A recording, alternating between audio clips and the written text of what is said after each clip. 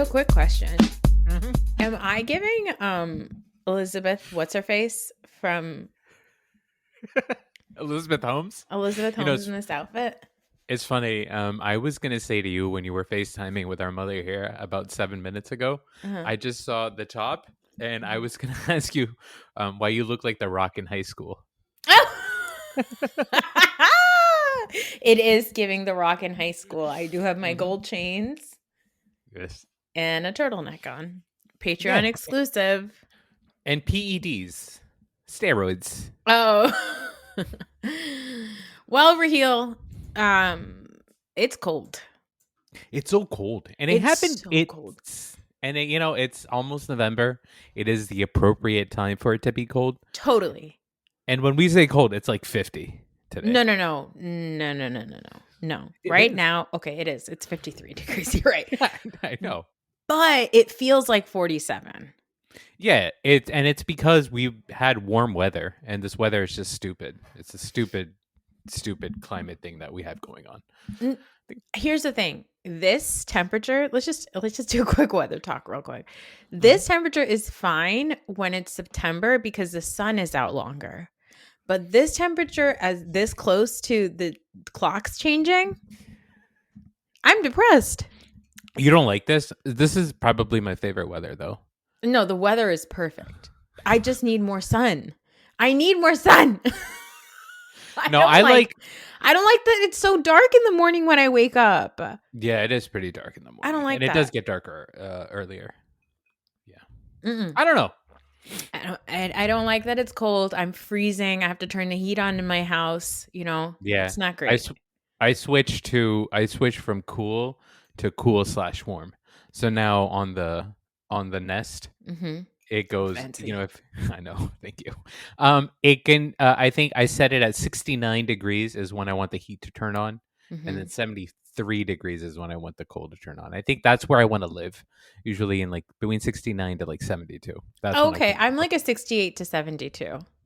Oh, okay. Anyway, listen. It's cold. I don't care for being cold.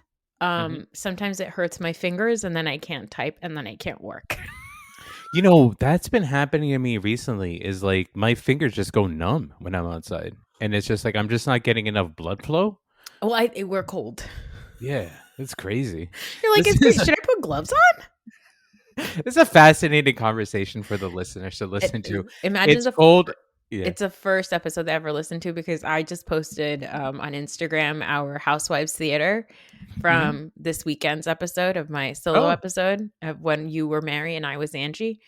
And so we might have some new listeners and they're going to be like, I didn't know this was going to be about blood flow. Is this it? Every day. Every time. episode, every week. It's just, hey, it's cold. This is how I feel about it. It's hot. Okay, listen. Halloween is upon us. Yes. Again, as it does. It's on a Friday this year. Mm-hmm. Do you get a lot of trick-or-treaters at your house? Not a lot, actually. Even though we are in a pretty like family-friendly neighborhood, I don't think we have a lot of foot traffic when it comes to trick-or-treaters.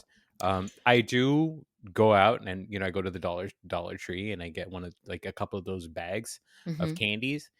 So my goal is to have it perfectly measured out because I don't want the candy to stay in the house after, because then that's just a problem for me. Do you leave the bowl outside? I do. After a little while, I just say, fuck it. Like, hey, you guys, police yourselves. You know what I mean? Yeah, you know what?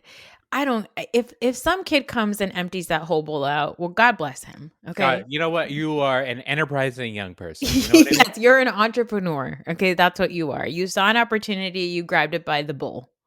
Yeah. And it is 100% of the times a boy.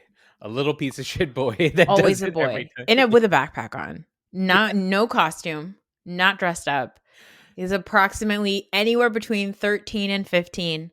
Yeah. He's got a backpack on. He goes up there and he fills up his backpack with candy. He flips off your ring cam and then he goes home.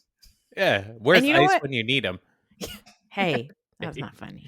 No, it's always a white kid too. Oh, it is. That's fine. Anyway, no, it's not good. We shouldn't be snatching up kids on the streets. No, we shouldn't. Listen, I am planning to be. You want to know what my costume is going to be? What's that? I'm going to be a Louvre robber. So is that what you're wearing? Construction gear? I do have a construction vest. I'm going to put Uh-huh. it on a full black outfit because that is clothing that I own, a ski mask, and a Hmm. bunch of jewelry. Okay, I guess that makes sense. I Yeah. think if I was, I mean, is that identifiable as a Louvre robber? I think you should have the pyramid of the Louvre. The Louvre pyramid should play into. You should have like a humpback with the pyramid, and then the Mona Lisa. I do need to carry a frame with the Mona Lisa on, but that is famously not what they took. I know, but like, what else is at the Louvre? Obviously the crown jewels. They took those. Not anymore. Not anymore. How embarrassing for Mona. Mm. Have you seen all the videos of people being like, I'm the POV, your Mona Lisa about to watching a robbery go down? And she's like, no, guys, I'm so sad. I'm so sorry. I'm not going to be here anymore. Guys, it's my time. Sorry. And then you just watch the robbery happening. I have not Nobody seen that, comes but and that's looks. Anyway, listen, it's spooky, scary season, but you know what is really spooky and scary what's that? more than Halloween? What's that? Elections. I don't like it. I'm getting a lot of anxiety, feeling very anxious. I wanted to talk about our boy Zohran. Okay. They've been butchering his name left and right, by the way. I think they're stepping up like the weirdness angles that they're trying to play with Zohran, right? Like they're just like, oh, you know what? We let it go. We let it go for so long. We were just hoping that it would naturally happen, like people's natural Islamophobia or what they think that the citizens' natural Islamophobia is just gonna jump up, and then they're like, "Fuck, it's not happening." People seem to be decent human beings, and we don't like that. They're like, oh, it's really weird. In New York, they want free buses, and they're not scared of Muslims. I don't understand. This is not good. Yeah. So now they're just like, oh, we need to really, hey, 9/11 every time. 9/11 every time. So did you watch the video that Zohran posted over the weekend of talking about Islamophobia? I watched him on, I think I watched him on a couple of news shows. So he was on MSNBC talking about it. I saw he made it to like some of like the podcasts. Like I saw him on like Andrew Schultz's podcast and stuff like that. Yeah, not Although great. I don't think he was. But, you know. Yeah, I mean, that whole thing is. I know why he has to do it, and I think for his purposes, he came off like amazingly on there, right? Like, sure, yeah.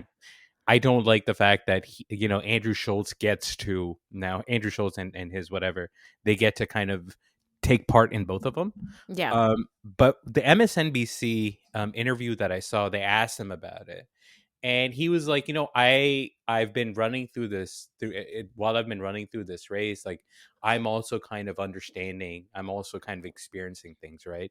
And he's like, at this point, it became very obvious to me that my being Muslim is being called out, like it is being separated, and I don't like that feeling. Like I feel like I need to respond to it. So the video was amazing. It actually like healed something inside of me. I've talked a lot about my experience growing up in America during 9/11, being in high school during 9/11, the way that I was treated in high school. Because you were already out of high school when 9/11 happened. You had just graduated high school, right? Yeah, I graduated high school the summer before 9/11. Yeah. So 2001. So and my experience was completely different. I was just like, cowboy, pew pew, let's go America. And you know what? That's all MAGA wants. MAGA just wants us to cowboy pew pew. I just want a cowboy pew pew. Give me a hat. They just want us to cowboy pew pew. Okay, put on the cowboy hats, deck yourself head to toe in American gear. You just say cowboy pew pew, not at us, and you talk in English. Okay. Yep. Exactly. And you eat with a fucking fork and knife. Yeah, you fucking savage. And you know what? Eat some bacon too while you're at it, because exactly. America. Okay. The bacon and the pig's feet, you don't need utensils for. You can go in just mouth first, especially on pig's feet. But yes, everything else you need a fork. What are we, animals? Yeah, yeah. Or you could do it like bobbing for apples, just like hands behind your back, just. Anyway, listen. Your experience was very different than mine. My experience was really rough, and So I watched this video and I got pretty emotional about it because in the video he talks about like the experience of being Muslim and living in the shadows, and he starts the story off by the video off by talking about his experience of when he started running, and an uncle Mhm. at the masjid came up to him and said like, you know, you have to basically tone down your Muslimness, Yeah. right? And it came from a place of like protection, right? Because they're not going to accept you if you Yeah. are the way you are, right? They're not going to accept you if you're boldly Muslim and all that. And I think it's really interesting to hear him say that an uncle from the masjid told this man, this like conventionally attractive brown man, tall guy, like as some people are saying, nepo baby, like they're telling him that he needs to like be careful, right? And then Mhm. it's interesting because you have like Ilhan Omar, who is in Minnesota, who is a visibly Muslim black woman. And Mhm. so it's always interesting to hear that like somebody came up to Zohran and said, you should be careful about showing up as a Muslim. And obviously it's different for in Minneapolis or Minnesota and it's different in New York. The experience in New York and New Jersey as Muslims, especially as people that like live through 9/11 here, is like you did get those two extremes, right? Of people who were like, no, I'm boldly going to be outwardly visibly Muslim and not hide who I am, or I'm going Mhm. to be of the mindset of like I need to live in the shadows. And I think for a lot of immigrants that came in like the 70s, 60s, 70s and 80s, that generation of people like our parents, right? Even though we moved in the 90s, our parents belong to a certain generation of Muslims or immigrants in America that are like, oh, you um you kind of just have to meld into the melting pot. You have to Mhm. like assimilate as much as possible. So that uncle giving Zahran that advice, it's probably a little bit indicative of that, but also because after 9/11 it was like blend in the background, because otherwise you just visibly being like Muslim outside can be a problem for you. And Exactly. he talks about in the video about how, yeah, his being Muslim is really showing up now. Cuomo was on a radio show laughing about, oh, what happens if, we're going to be, I need to block another 9/11. If another 9/11 happens, Zohran is going to be like cheering this on. That's the kind of shit that he's dealing with now. And in the video, he's like, I'm not going to live in the shadows because that's not Mhm. what the experience of Muslims in New York should be. I'm going to live out, like, you're not going to get me. He said, hold on, let me find the quote. I really liked it. He said, I will not change who I am. I will not change how I eat. I will not change the faith that I'm proud to belong to. And it was really nice because as a person who like grew up around that time, right? Yeah. I have parents who are very much like, I mean, I think that our parents belong to a generation of people who are like, you should try to like meld in. Yeah. But we're really lucky because our mom wears hijab, and she wore hijab during 9/11, and she worked in retail during 9/11, and she was one of those people that was like, no, you don't have to act like this is not who you are. Like people should Yep. not be discriminating against you. So I was really lucky to already have that kind of messaging from our mom. Our dad was definitely like, listen, blend into the background, pew pew, yeehaw. Okay. Yeah. Here's a cigar. Shut the fuck up. Yeah, you know? So I don't know. I just watching that really healed something in me. It was really, really nice. Because now everybody that is coming out anti Zohran, like there's all these like hot girls for Cuomo, normies for Cuomo. I'm like, hot girls for Cuomo. He's gonna grope you, girls. He's gonna grope you. Okay. That's exactly what Andrew Cuomo needs to surround himself with, attractive women. But now there's a lot of people being like, if Zohran Mamdani wins, I'm leaving New York. Go for it. Have My at it. favorite. My Yeah. favorite. Now, I will say this. If Jack Ciattarelli wins New Jersey, have I thought about leaving New Jersey? Where would you go? Where am I going to go? About the Zoran thing, right? So a couple of things. Number one, like this is not really that important, but it is important, I guess, to me. Is do you know who the radio host was that Cuomo was on with? Yeah, This I wrote it down and then I lost it. a guy named Sid Rosenberg, right? Oh, Sid Rosenberg. Yes, yes, yes, yes, yes. Sid Rosenberg is actually funny when we're talking about 9/11. The first voice I heard, I still remember this, on 9/11, was of Sid Rosenberg, because he used to be on the radio. He used to be, I think, on WNEW. He used to do a morning show called The Sports Guys or whatever.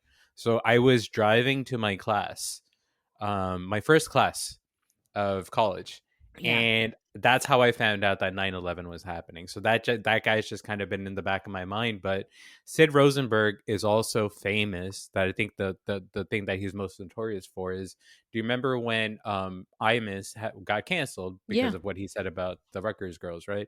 Sid Rosenberg is the person that started, like, he's the first one to come up with that phrase and to say it, and Don Imus repeated it, right? So the point there is, like, Andrew Cuomo is now so far to the right. Like, Yep.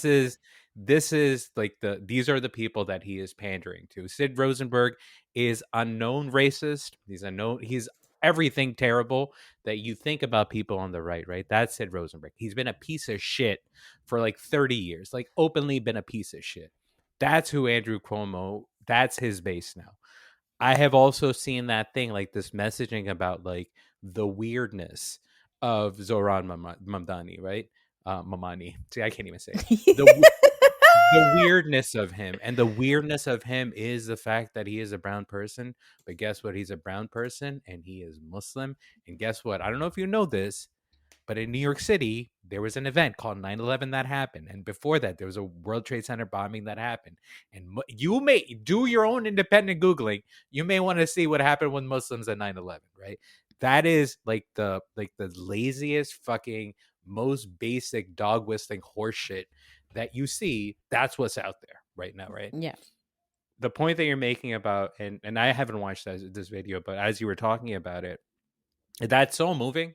And again, I'm not a person that was as affected as you were. And I kind of think about, like, well, did I abdicate like my responsibility in that moment? I really don't think I did. Like, I wasn't going out of the way to like not be Muslim. I've always just been Yeah. Muslim. But I also don't think that as a man, as a non-bearded man, that's ever been a thing that's kind of been associated with me. It's something that I'm kind of feeling nowadays more than Hmm. I ever did in New Jersey after 9/11. Like, I remember being in class and people talking about like brown people and stuff like that, and they would kind of like hush up when I was around, out of like respect almost. Yeah. That feeling in America has now changed over the last 10 years, I would say. So I feel it now more when I'm in a place like Pennsylvania and I'm in a rest area and I kind of have that. And my natural reaction is just to kind of be a friendly person. So like I smile, and then it never lasts, right? It never lasts where somebody's like following me around or anything like that. But all that to say, I think what he's talking about is, for Muslims in America, especially Muslims in right now in this highly like sensitive time or something, you almost feel like you have to ask for permission to be Muslim, right? To Yep. be outwardly Muslim. And I think that's probably what that uncle was trying to relay to him, because when you grew up in the 70s and 80s, the way that you stood out was by being different. And so what do? You try to assimilate as much as possible. When our parents moved here, our dad, I think, was of that mindset. Yep. But and I didn't think about this until right now, but like, yeah, I mean, our mom, and because I used to work at Staples with her, Hmm. right? So she was like almost in that community, I want to say, and I don't want to like pump her up too much or anything, but like for a It's lot, okay. She's not listening. yeah, no. But like for a lot of people, for real, because she Yeah. was she was the copy center lady at Staples, and she was the Yeah. copy center lady at Staples before 9/11. And Yeah. so people knew her. Yeah. So after 9/11 happened, like people would come and talk to her, right? Yeah.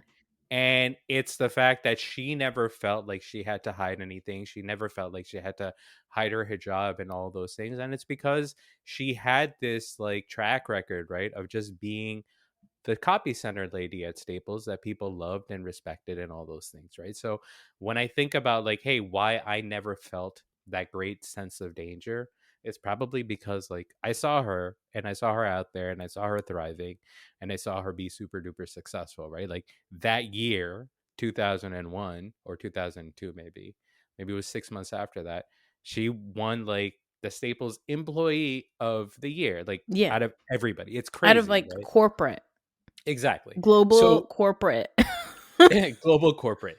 So like when I think about like my experience as a Muslim post 9/11, the thing that I remember more so than anything else is kind of a lot of obviously hurt feelings. Like people were devastated, especially in this area and stuff like that. But I also remember like a remarkable amount of like, I don't know, I want to call it sympathy, but like open mindedness, right? Hmm. That's been my experience. Obviously, I wasn't in school with a bunch of jackass teenage boys like you were, right? And Yeah, I think and that's that, girls, and and girls. girl. And I think that's where it is, right? I think when you are out in the world and you are a person and you're actually trying to survive, life is different as Yeah. opposed to when you are a kid and you are learning some horseshit messages from your parents at home and then you come out to school and you go, well, this is where I kind of acted out or whatever, right? So I don't And know. you know what? I would argue that right now it feels like there's a lot of dumb people with horseshit messaging because of ye old internet. Well, it's ye old internet. I also think that it's been shown to be successful, right? It Like is if very fashionable to it be is very a hater. yeah, it got an unelected dumbass motherfucker elected to president. Like Yeah. he became president because people were like, "Wait, I can be outwardly racist and I can say this shit and it's okay because this is a person on the GOP ticket." Like that's what it was 10 years ago. Now it is for the GOP. It's like, well, no, this is the core messaging, right? Like we So are America is for the whites. okay, so I want to talk a little bit because I wasn't planning on talking about this, but our friend Ray Sani, I was texting with her about this, and we were talking about like, have you seen like Gavin Newsom's like threads and Instagram account, like where he just like on Twitter and stuff, he just like trolls Trump, and he like basically he anytime Trump says something, he Mhm. like mocks it by posting his own version Yeah, of yeah, it, and like like it. Yeah. yeah, so he's essentially trolling. He's like doing the Trump thing, but just like on the other side. And she and I were talking about it, and it was like, at the end of the day, I wouldn't say Gavin Newsom is like a super leftist liberal person. Like he is Kimberly what's her buns' ex-husband. Like he's not Good point. he's a very handsome Bond villain at the end of the day, right? Like Mhm. that is who he is. He just hates the shit out of Trump. So it's not like he's out there with like some sort of radical amazing, ideas. He just really hates Trump. Like, yes, he is the, governor of California and all that kind of stuff. And obviously he is a liberal, but it's not the type of like liberal that we're looking at when we talk about No. like Zohran, right? And I want to bring this up because what you were saying, like about it's fashionable to be a dumbass, basically, It's right? fashionable to be a moron. Yeah, It's that's I mean, fashionable to be a troll. It's fashionable to be a dumbass. And sometimes I'm like, when they go low, I also should be going low. Like I think that we mhm, should be swinging back at them. But what I really like about Zohran is that he found this like sweet spot, right, where he's not insulting them using anything that doesn't make sense. Like when Cuomo during the debate is talking about how like the city has been screwed over by the state for too long, Zohran is like, yeah, you were governor. Like, I love that is sort of like he's using this like logical way of pointing out like the obvious stuff that we see online, but it's not mhm. sinking to the level of like where Gavin Newsom is sort of doing like a Trump impression. Like it just feels to me like he's found a way to like tap into some of that base of like young people who are kind of sick of it, but in a way that feels really productive. And I'm having a hard time seeing like establishment Democrats be able to do that, and they're not able to do it, right? Like Hakeem Jeffries just came out and endorsed Zohran. And I think Great. that's exactly the problem, right? It's like, yeah, I mean, establishment Democrats aren't doing that because establishment Democrats suck. It is the no, it is Oh, it's literally true. it is the worst fucking party in the history of America. Like, whatever you want to say about the GOP, and I think the Yep. GOP is they are Evil. pieces of they're evil. They're straight up evil and racist, and Yeah. I feel like like they misuse their own religion in the way that they use it, right? Yeah.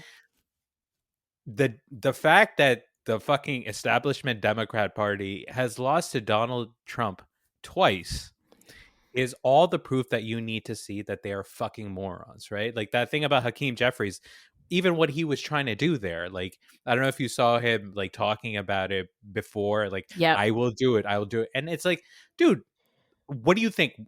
They were Do you like, think we're all why haven't you endorsed him? And he's like, it's not that I haven't endorsed him. It's that I'm thinking about endorsing him, and I will do it at a time period that I will disclose to you later. exactly? And that time period is perhaps now and perhaps it's later. Who's to say? Anyway, next question. And you're like, what? No answer, right? And it's the Yeah. same thing. Like, if you like, even our girl, Kamala, Yeah. when they asked her, she was just like, yeah, I'm supporting the Democrat on the ticket. Like, they don't want to say his name because, Mhm. oh, we're gonna be so scared or whatever. When it comes to what Gavin Newsom is doing with that Trump thing, right? What he is tapping into is like the goofball and the troll thing, like you talked about, right? But Yeah. it is also a race to idiocracy in real life. Like, okay, we're just going to be stupid. Like, Yeah. if that's the thing, that's we're just going to be stupid. The thing that Zoran has tapped into is, no, okay, like, I can have fun, but at the end of the day, the issues are really what fucking matters. And Yeah. that's what the young people are responding back to, right? Like, I think if you think about that debate, just think about how many nuts Andrew Cuomo and my guy Curtis Lewa were kind of turning were turning themselves into, trying to talk about all parades matter, like Yeah. all parades have the right to exist. And so I'm not like, the reason why that cut through is because, hey, this is horseshit. We Yeah. are talking about horseshit, and that this is horseshit. I don't want to talk about horseshit. I want to talk about rent. I want to Yeah. talk about making this shit affordable. And so the DNC really looks down on voters. They think that, oh, well, they responded to Trump, so what they must like is people being trolled. No, that's not what they liked about Trump. What they liked about Trump was that, to them, he was openly racist. Yeah. And when he was openly racist, what it said to them was, hey, at least this guy is fucking honest. He is Yeah. honest about being a hateful piece of shit. Listen, the country is they're getting, it's not even it's Islamophobia, it's Zohranophobia, it's bad. And I'm really looking forward to the election. It does make me scared. I'm Mhm. hopeful. It's really nice that there's, this is happening. There's another candidate, I think, from Maine. Yeah. What's his name? I was just talking about him. Yeah, he has a weird name. The white dude, right? The white dude from Maine, coming off young, progressive, all that kind of stuff. I think he is up against Susan, what's her buns? Susan Collins. Yeah. And guys, he has a Nazi tattoo. Graham Plattner. Graham I, Planner, that's what it is. Listen, he has a Nazi tattoo. And they're like, so what? It's like Zohran being pro-Palestine. I'm like, whoa, whoa, whoa, whoa, whoa, whoa, whoa, whoa, whoa, whoa, whoa, whoa, whoa, whoa, whoa, whoa, whoa, whoa, whoa. Whoa, not the same thing. That's a crazy thing to say. This man has a tattoo, a Nazi, and he hasn't even made an effort to get it removed. I think so. I was reading up about it because I liked, I saw the same clip that I'm sure all the leftists saw of Yeah. him in like that town hall or something. I think he had like chewing tobacco or something. It just, salted the earth guy, salted the earth. Salted earth. Hey, I just like to shuck oysters, and I like to, drink a little beer. That's I'm Yeah. a regular guy. So I watched that, and people were like, "Oh, he's talking to people the right way. Like he's talking to people on their terms." I was like, "Oh, this is good. Maybe this is what we need." And then it came out that he had this Nazi tattoo, and I read about where I guess he was in the military, Mhm. and it was some sort of tie into a military thing, and he said that after I found out about its Nazi background, like I have made efforts to change it. Like, so he changed it in a way, right? But he didn't cover it up. Now you go, well, is Grant Plattner a Nazi? I don't know. Maybe he is a Nazi. I don't know, right? But it's also like, what it also made me think was, hey, how tied is our military to Nazism? Apparently, like we got this guy, we got the fucking Secretary of War, our guy Pete Hegseth, Mhm. full on Nazi, and like Mhm. it feels like Nazism is a big part of the American military for some reason. At least Ye when it comes to tattoos. That's all I'll say. At least when it comes to tattoos. And look, like I think the thing with Graham Plattner? Platner. The thing with him is like salt of the earth guy. Salt of the earth. His views are not necessarily. He's just not an establishment person. Like he's just a Mm-hmm. person who decided to do this, and he thinks that gay people should have rights. He thinks that Yeah, like we should have some gun control. Like none of his views are necessarily like incredibly like radically like leftist or anything. At the end of the day, he's probably like a moderate Obama level Democrat, right? Like exactly. which is fine, but it's like we still cannot accept you, sir, with your moderate views and your Nazi tattoo. Like Yeah, great effort. Okay, go and seek help and get that thing lasered off, and yeah. then maybe we can come and talk about it. But yeah, like it's like, well, you got it in the military. Did other people in the military get it with you? Is it a group thing? Like, Yeah. Is your so is your yeah. family name Goebbels? What's the deal here? Like isn't it Gables? Is it Gables? I don't know. I didn't want to offend The Nazis. the gays. Anyway, um did you also see so in Zohran's message about Islamophobia, he talks about like he remembers the fear that his auntie used to have when Yeah, she went into the subway wearing a hijab. She stopped taking the subway, yeah. and now the big thing that's coming out, this is my favorite thing of all time, is they're like, Zohran lied. Okay. The woman that he said was his aunt is actually, get this, Raheel, his dad's cousin.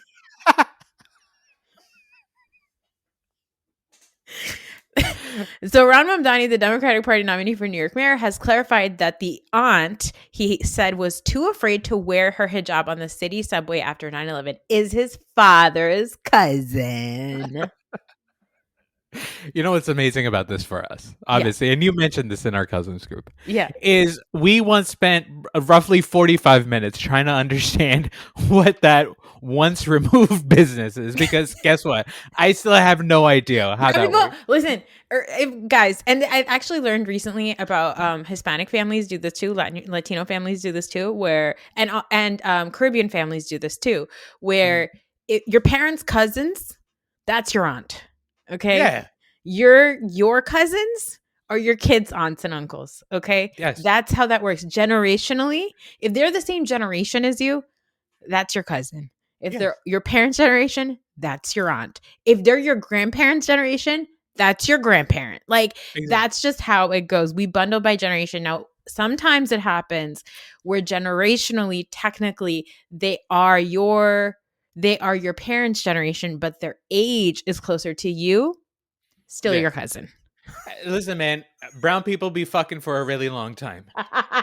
Sometimes you start with a kid, and then by the time there's like 35, they're like 35 years old. Apparently, there's another baby coming. You know what I mean? And so I think that's what it is. Yeah, like Um, we have an uncle.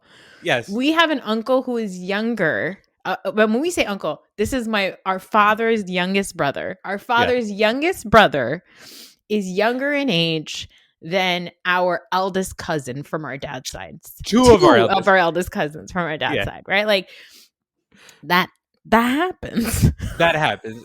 And also, while we're on the subject, which we're not, can we just first cousin, second cousin? third cousin. Simple. Your first cousin is your parents' sibling's child. Yeah. Your second cousin is your parents' cousin's child, your Yeah. parents' first cousin's child, and so on and so forth.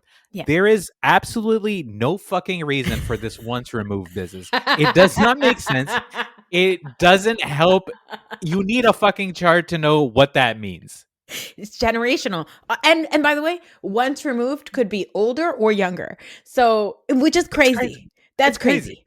That's crazy. We cannot be using the same thing. That's why Yeah. in other languages you have hala, mamu, chachu.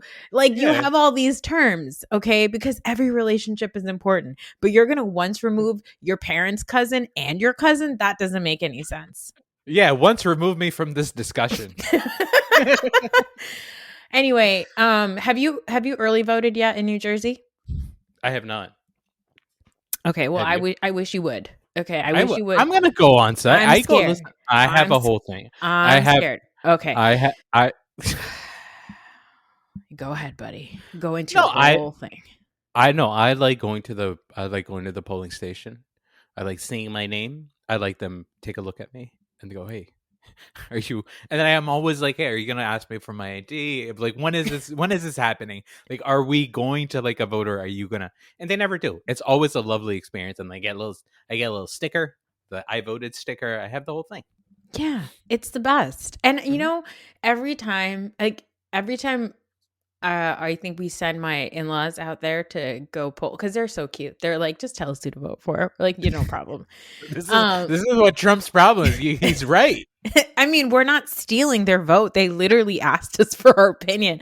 But whenever they go, they come back and they go, nobody asked us for ID. I'm like, yeah, I know, because we live in New Jersey. Like, that's illegal. You're not supposed to. And he's like, I even pulled it. One time my father-in-law was like, I pulled out my ID, and then they were like, no, put it back. And I was like, yeah, that's correct. That's the way that it's supposed to be.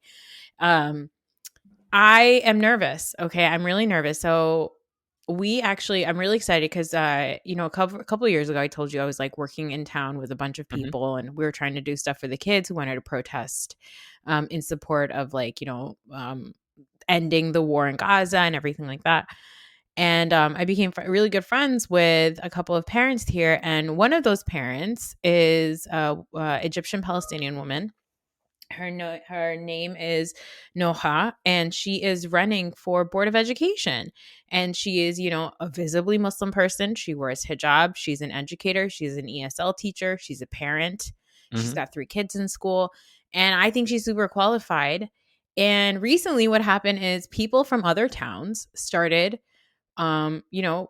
slandering her in the media, on social media, saying that she is an extremist, that she is a member of Hamas, that she has, supported all this stuff. They kept saying she used to be on social media, liking Hamas social media posts and everything like that. And when they're asked, like, okay, can you show us the proof? They're like, we don't have the proof, but we remember seeing it. We remember seeing it. She scrubbed her social media. It's like stuff like that, Yeah. And much like the situation with Zohran, when you ask a woman who is, just trying to be involved in her kids' school, right? Trying to show some representation in the community that we live in.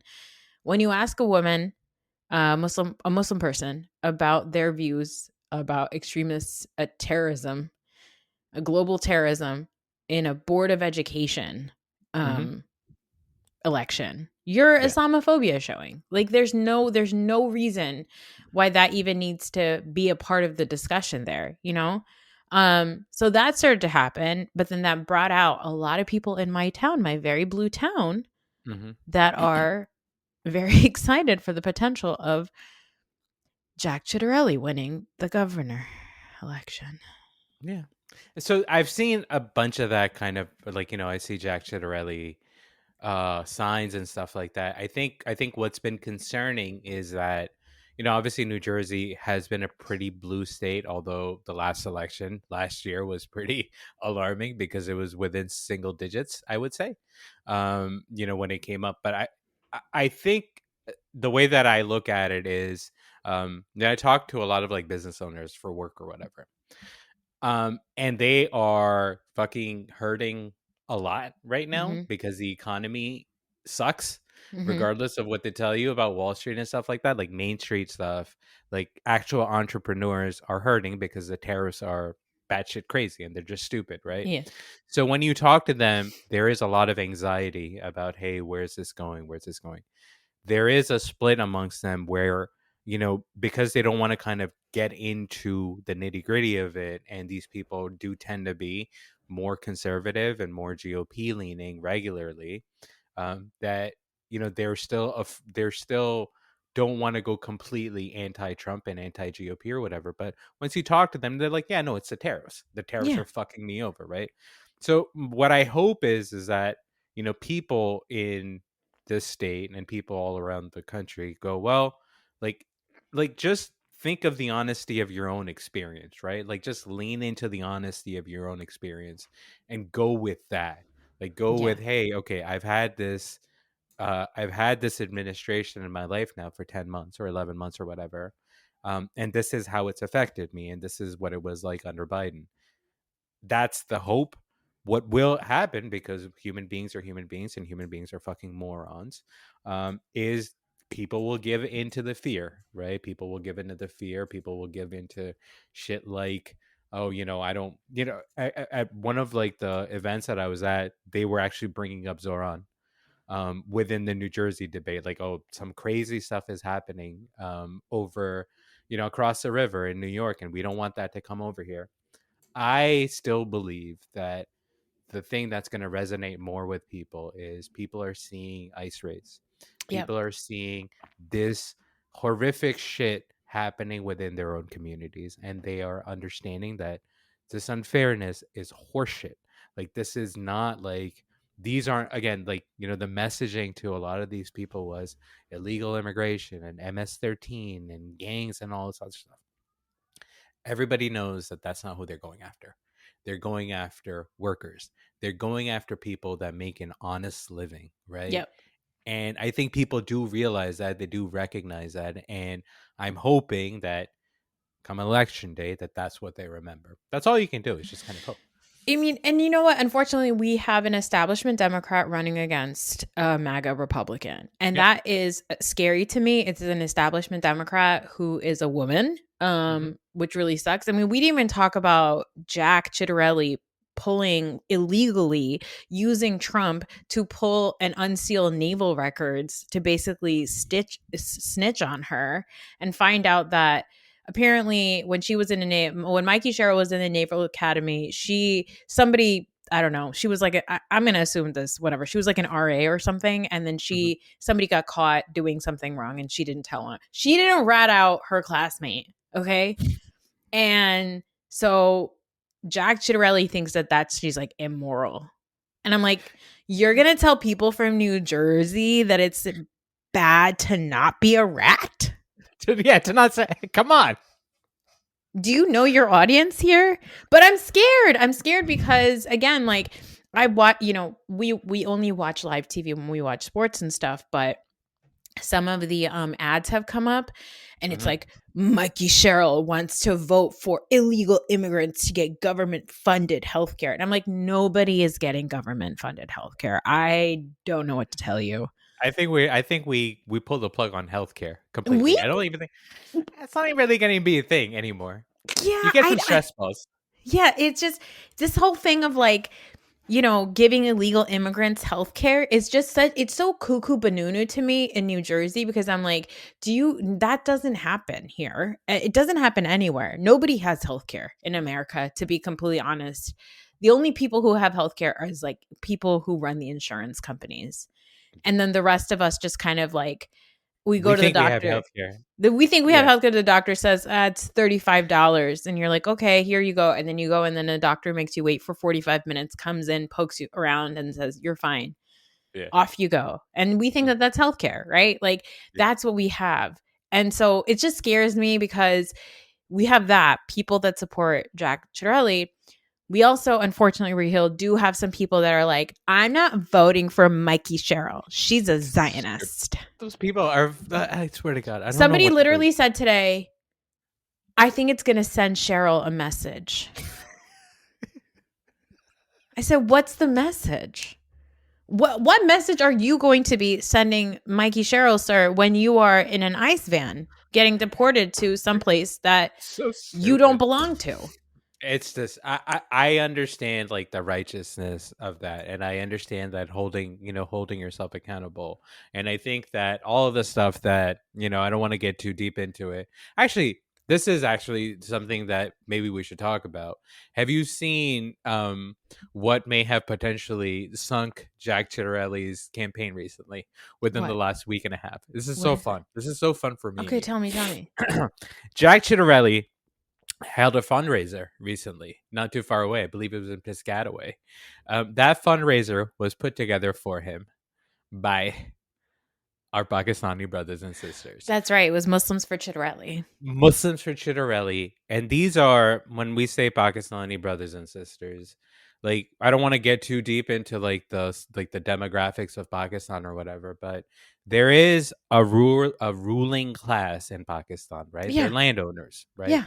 And so the people that are for conservatism, that the brown people that are for conservatism, I mean, I don't want to generalize, but the people that were attending, because I know a bunch of Oh, people real. that You just in say the community, it's the Pakistanis that don't like black people, Hispanic people, and gay people. Okay. and the Jews, And right? the Jew, of course. Yeah. So what may sink Jack Ciattarelli's campaign is one of the fundraisers there. One of the guys that was standing there was talking about how I don't want you to think that Jack took money from the Jews, because he Ah! absolutely does not take money from the Jews, right?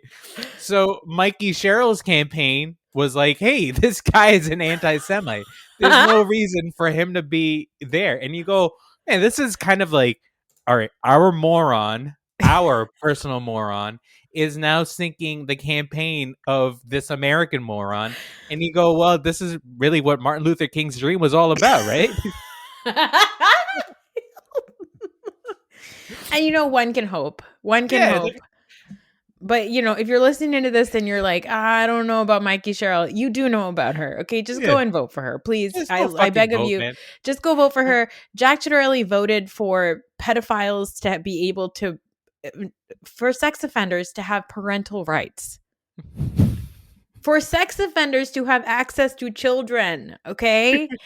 The man is going to turn this sanctuary state, which protects reproductive rights, LGBTQ rights, immigrant rights, he's going to turn it red. Okay. And guess what? We're still going to have blue state taxes with red state policies. Yes. Okay. So knock it off. Go vote early if you're in New Jersey. I know we had a bunch of other stuff, but I'd like to talk about some silly things right now, if it's okay. Please. Did you hear about the news of, actually, I'm going to read you the headline and I'd love for us to discuss this. Okay. Woman ends her marriage of 25 years after husband eats her slice of cake. When her husband ate her slice of cheesecake, one woman realized it wasn't about dessert. It was about 25 years of settling for crumbs. Ooh. Let's see. 40-year-old woman had surprised her husband with a 25th anniversary trip, and they had been having some issues, but they were like, and they were sleeping in different rooms, and they were like, you know what, let's go on this trip to rekindle our marriage. And we'd been talking and all that stuff. Everything was going pretty well. And she said, everything went great. And then when they reached to the hotel, she realized that it was a hotel that they had previously agreed, like, they were never going to stay there again. They had been there before. He got confused. There weren't a lot of rooms available. He was just trying to like make the best of the situation, whatever.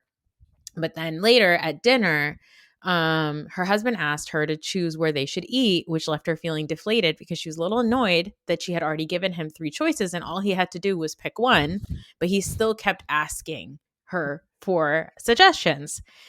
And then at the end of dinner, she said dinner was fine. It was quiet, but it was fine. She ordered a banana cheesecake to go. And her husband ordered one as well. When they returned to the hotel room, she tried to set a romantic tone, but her husband was more interested in his food. He's so hungry, He was hungry, so we tried the cheesecake instead. And she's like, I take a bite and I tell him it's too rich. I don't want any more. He finishes his slice. They do it and then they go to sleep.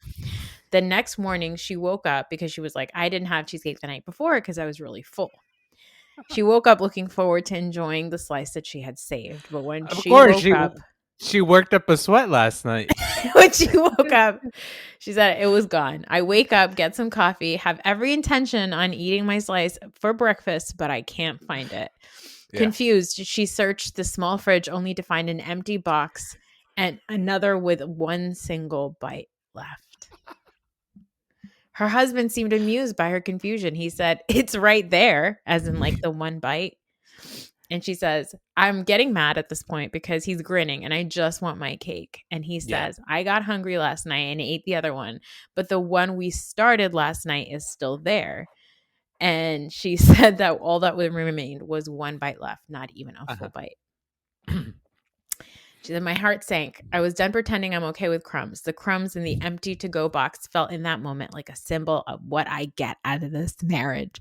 His crumbs. After caring for this man, being his maid mother and sex object for 25 years, raising his kids, caring for his home, his finances, making his freaking doctor's appointments, and I can't even have my freaking anniversary cake?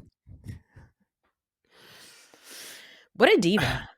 First of all, this sounds like one of those AI stories that I hear our mother listening to from time to time. I have no idea if the story is true or false. There's no proof of it. We'll go along with it, right? Number two, as a non-married person, or I guess an unmarried person is the word. I can't tell you the amount of times I hear stories about married couples and I go, man, being married sounds like a fucking nightmare, right? Like, honestly, I don't know. I mean, I don't want to give the ladies ideas or something, right? But like a marriage for women is kind of horseshit, right? You know the history behind this, right? Like it is Your property. Yeah. Like literally, like when you, especially like when you go through like religious stuff and you go, well, God. this is very clearly purchasing of a person, and oftentimes, if I am a successful man in this world and I make a lot of money, I get a hotter wife as a result. And you go, wait, this is crazy. This is crazy. This is actually crazy. So the fact that it took her that moment to realize that, and I think ultimately that's just what she's realized. It was a straw. It's just, hey, this guy's always been a piece of shit, right? And I don't know. I mean, not to to give my guy a little, what do you call it? The cheesecake, Not cheesecake bandit. Yeah, the cheesecake bandit. Like, just to give him some leeway on this, right? Like, I also think that, and this comes to me when I talk to my guy friends that have been married or whatever. I think this is just a system. You just go, oh, okay, no, I work and I provide and this is what I get to do. Like, this is how I get to eat the cheesecake. I will eat your cheesecake. Yeah. But I will say, like, if I woke up in the morning, right, and I was all tired and I thought I had a whole slice, and you know what really breaks my heart is the cup of coffee, because she made the cup of coffee to enjoy with the cheesecake, and then when you open it, you just go, I have one bite to wash with this coffee. That's insane. I would leave right then and there. Exactly. I think that was a part of it. The fact that she like woke up, she's like, okay, I gave him my body last night, like whatever, let me like wake up and eat cheesecake with my coffee. That honestly, I mean, I have always said this. I do love my husband. Unfortunately, I have fallen for the patriarchy in that this does benefit me greatly to have a spouse and all of that stuff, right? You know what's crazy is that your husband is the one person that I don't think of. No, I know, of course, because I actually married a decent. Yeah, he's a decent guy. Yeah, he's a good guy. He's a good guy, right? Yeah.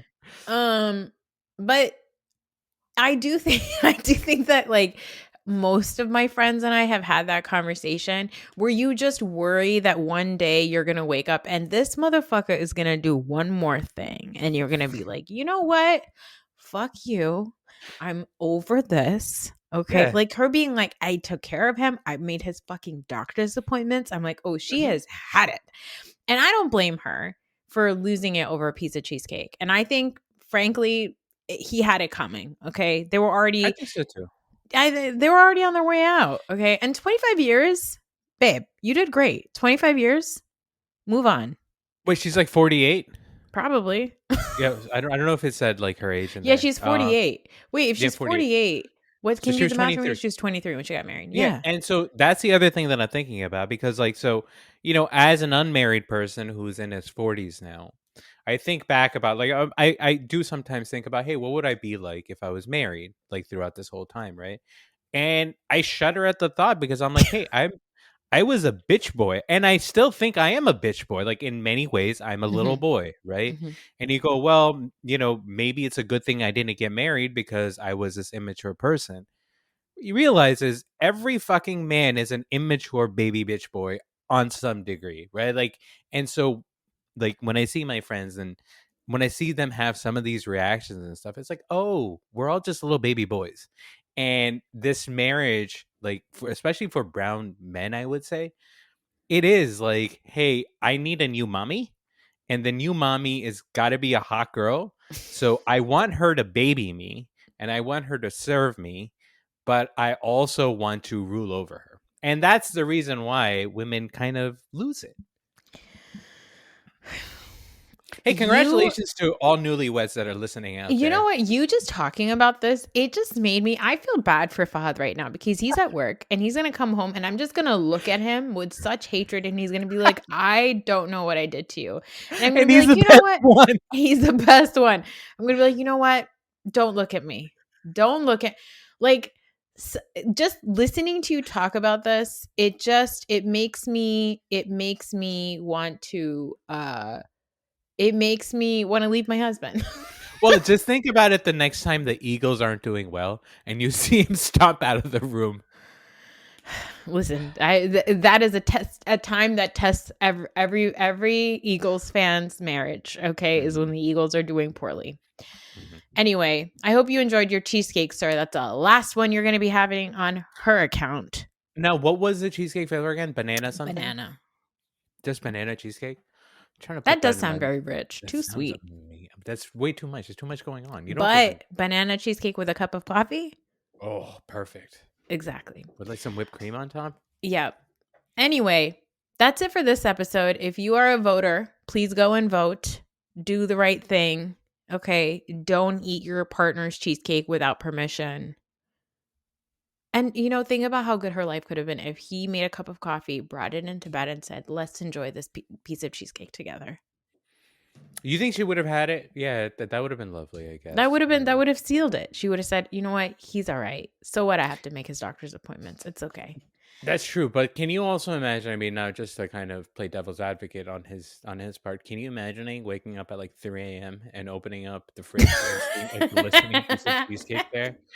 And you just No, go, that does. You're right. You're right. That does sound really good too. What an yeah, you would do that. I would destroy my marriage for that Yeah, piece of yes. cheesecake. In the moment, yes, I'm impulsive.